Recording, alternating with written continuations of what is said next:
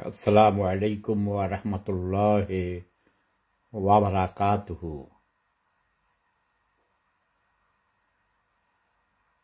আমি আসলে কি বলবো, বিরক্তিকর। ভাঙা মেরুদণ্ডের থেরাপি করে আসলাম। যাওয়ার আগে লাইভে এসেছিলাম, আবার আজকে আসবো এমন কোনো ইচ্ছা ছিল না, ইচ্ছা করে না আসতে। শরীর খারাপ, মন খারাপ, শরীর ব্যথা, মেরুদণ্ডের ব্যথা ভাই, চিনচিন করে ব্যথা করছে। 53 বছর আগের এই ব্যথা। ইলেকট্রিক থেরাপি করেছে, ম্যাসেজ করেছে, কি মোনারি দিয়া চাপ দিয়া রাখছে, এক ধরনের ওষুধ। কিন্তু এখন এই ভাবলাম যে লেটেস্ট খবর জানার জন্য একটু পাল্টক ঢুকার আগে, পাল্টকে যাওয়ার আগে পাল্টকে আড্ডা দেই, বুঝেন না? একাকিত্ব প্রবাদ জীবনে সমাজ ছাড়া কি মানুষ বাঁচতে পারে বলেন? আমরা সমাজবদ্ধ প্রাণী, কথা শুনি, আড্ডা মারি, এর লগে ওর লগে কেউ খোঁচাখুচি করে, আমারে খোঁচা দেয়, আমি খোঁচা দিই, গালি দেয়, আমিও গালি দিই। এই পাল্টক থেকেই গালিবাজ হয়েছি ভাই, আপনারা জানেন না। অনেকেই জানে না বাঙালিরা paltalk.com। যুবক যুবতীরা নতুন বন্ধু বান্ধবী পেতে হলে, অনেকে সেফুদার সাথে কথা বলতে চাও, তোমরা যদি সেফুদার সাথে আড্ডা দিতে চাও তাহলে তোমরা paltalk.com-এ লগ ইন করবে, একটা আইডি খুলে চলে আসো, paltalk.com। ঠিক আছে? তো যাই হোক, মানে ল্যাপটপ যদি আমি আসি, ল্যাপটপে এই টেবিলে আসার পর প্রথমে খবর দেখি পৃথিবীর কোথায় কি ঘটলো। এটা ছোটবেলা থেকে এটা আমার অভ্যাস। আমার মনে হয় প্রতিটি মানুষের এই অভ্যাস কম বেশি আছে। যাদের নেই তাদের এই অভ্যাস থাকাটা ভালো মনে করি, অভ্যাস করে নিবে। না হলে পৃথিবীর কোথায় কি ঘটলো, কত মজা, কত কাহিনী, কত দুঃখ, যুদ্ধ বিগ্রহ, কত কিছু জানতে ইচ্ছে করে, তাই না? আমার টেলিভিশন খুলি না আজকে প্রায় 2-3 মাস হয়ে গেছে, ল্যাপটপেই দেখি খবর। তো আমি খুলেই দেখি যে আমার একজন প্রিয় ছোট ভাই, একসময় আমার সাথে খুব ভালো সম্পর্ক ছিল, কিন্তু তার কিছু উদ্ভট উল্টাপাল্টা কিছু কথাবার্তা বলে, ভাবটা সে আপনার ঐশী বাণী পায়। প্রায় 2-3 বছর আগে, 2 থেকে 3 বছর আগে বলছিল, প্রায় 3 বছর হবে মনে হয়, অ্যাবাউট 3 years ago, যে ডিসেম্বর মাসে, এই বছরের ডিসেম্বর মাসে দেলোয়ার হোসেন সাঈদী মুক্তি পাবে। তখন আমি তো জানি মুক্তি পাবে না, আমি তো বোঝেন না বাংলাদেশের রাজনীতির মূল চাবিকাঠি কোথায় আপনারা জানেন, জানা উচিত এর মধ্যে। তো আমি বললাম যে, পরে এরা টেলিফোন করে, তুমি কোথায় পাইছো ভাইয়া এই কথা? হ্যাঁ আমার, আমি জানি, আপনি কি জানেন? আমি জানি। তখন আমি তাকে 2-4টা শব্দ বোমা মারছি, মেরে উল্টাপাল্টা কথা করে থাপ পাড়াইয়া দাঁত পাড়াই যে মধ্যে ছোট রোগ, বেয়াদব ব্যাটমিস। শেখ হাসিনার অনেকগুলো ভুলের মধ্যে একটা ভুল ছিল, তোর মতো একটা অপদার্থকে আওয়ামী লীগ থেকে নমিনেশন দিয়ে এমপি বানাইছে। তুই তো বেসিকলি তুই জামাত শিবিরের লোক, তুই ধর্মীয় মৌলবাদী, ইসলামিক ফান্ডামেন্টালিস্ট অ্যান্ড টেরোরিস্ট। সে কিন্তু টেরোরিস্ট, সে লয়ার হিসাবে, একজন আইনের ছাত্র হিসাবে, মানে আইনের মার প্যাস এগুলো ভালো বুঝে, মোটামুটি বই লেখাপড়া করে, বিভিন্ন লেখাপড়া করে, কিন্তু ওর উচ্চারণগত সমস্যা আছে। অত বেশি লেখাপড়া করে না, জানে না লেখাপড়া, মানে বই মুখস্থ করে 2-4টা জানে। ওই টক শোতে আসার আগে হোমওয়ার্ক করে আসে। এখন ডক্টর বেনজির আহমেদ, যিনি আমাদের প্রাক্তন আইজিপি, আমি জানি না, আমার জীবনেও তাকে দেখিনি, বাট তার স্মার্টনেস, তার লেখাপড়ার যে, আমি শুনেছি সে ইংলিশে ঢাকা ইউনিভার্সিটি থেকে ইংরেজি বিভাগ থেকে অনার্স মাস্টার্স করেছে, বিসিএস ক্যাডার হয়ে পুলিশ বিভাগে যোগদান করেছে, আমেরিকাতেও লেখাপড়া করেছে, প্রশিক্ষণ নিয়েছে। তো বিভিন্ন কারণে, এবং সে সাংস্কৃতিক মনা, সে ভালো গান গাইতে পারে, তার স্ত্রীও গান গান।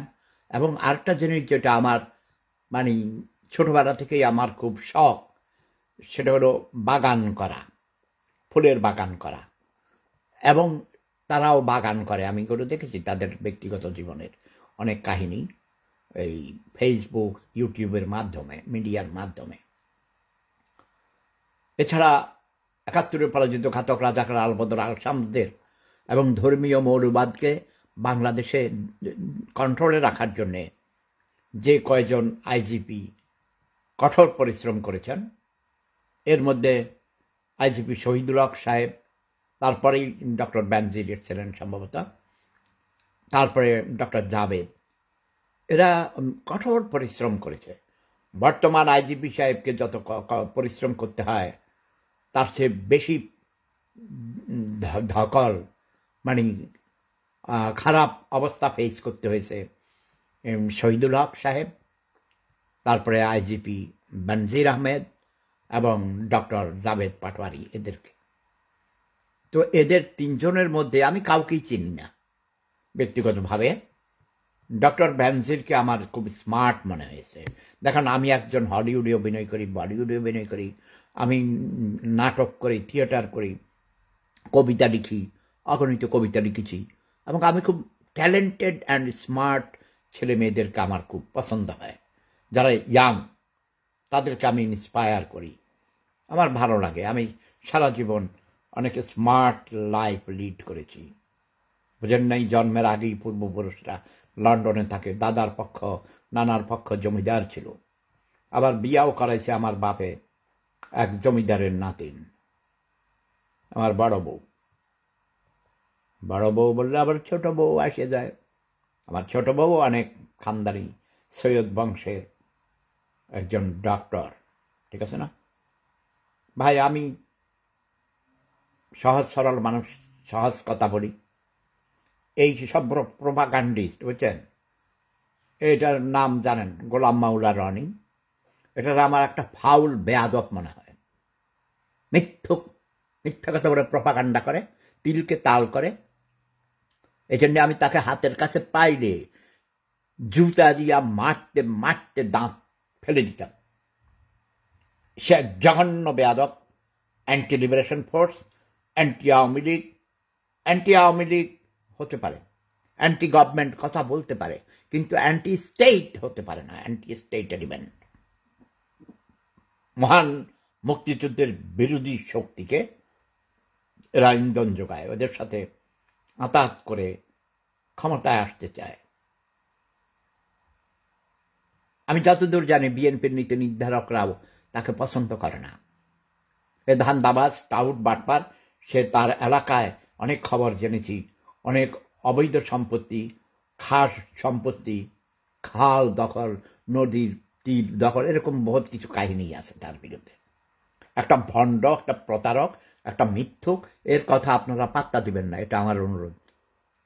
আর ডক্টর ব্যানার্জির বিরুদ্ধে যদি কোনো কারো কোনো অভিযোগ থাকে, সরকারের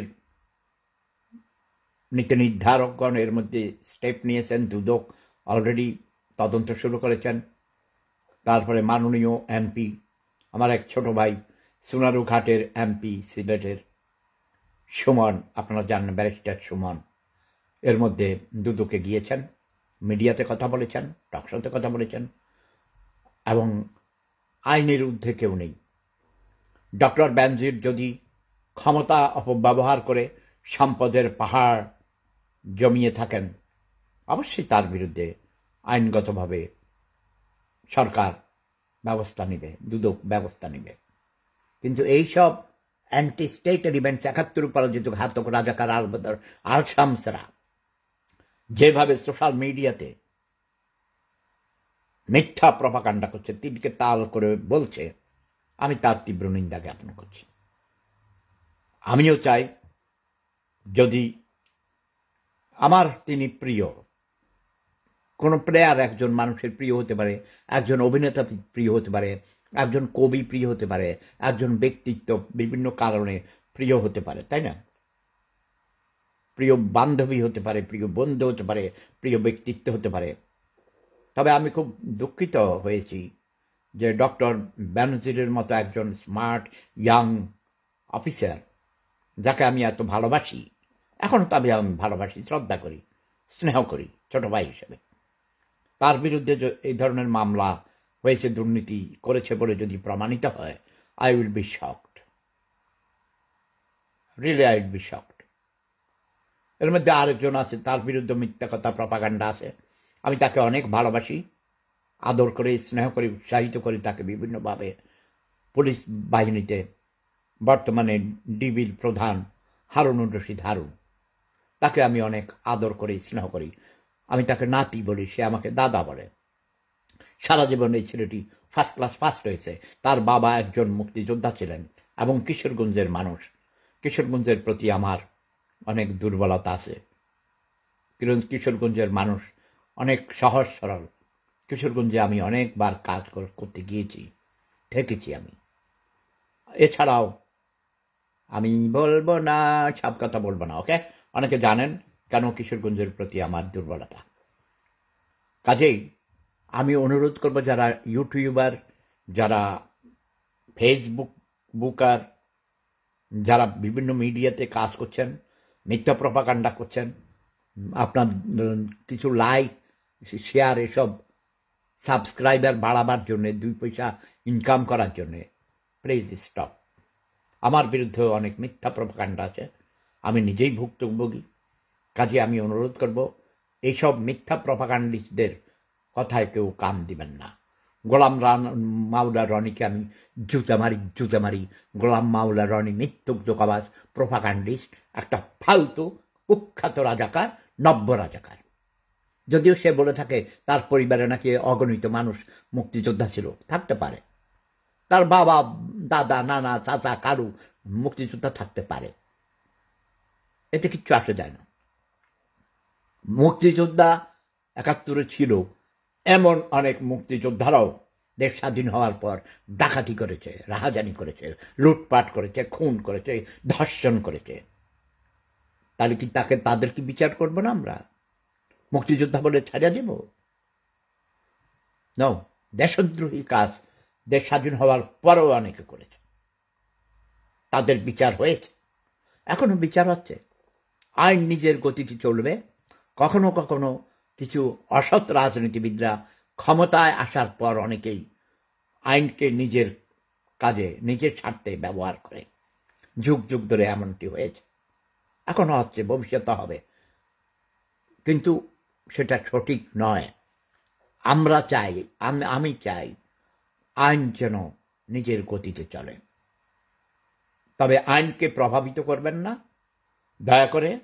ডক্টর বেনজিরের মতো একজন সৎ এবং নিষ্ঠাবান পুলিশ কর্মকর্তা, একজন প্রাক্তন আইজির চরিত্র হনন করার চেষ্টা করবেন না। গোলাম মাওলা রনি, তুমি আমাকে দাদা বলতে, তোমাকে আমি ছোট ভাই হিসেবে অনেক স্নেহ করতাম, কিন্তু তোমার মিথ্যা প্রপাগান্ডার কারণে তোমাকে আমি নিন্দা জানাই, তীব্র নিন্দা জানাই। সবাই ভালো থাকুন, সুস্থ থাকুন। প্রেম ধর্ম সেরা ধর্ম, লাভ ইজ পাওয়ার। যেই অন্যায় করবেন, অন্যায়কারীর সঠিক বিচার হবে, এটা আমি চাই। জয় বাংলা, জয় বঙ্গবন্ধু, জয় শেখ হাসিনা, জয় জনতা, জয় মানবতা।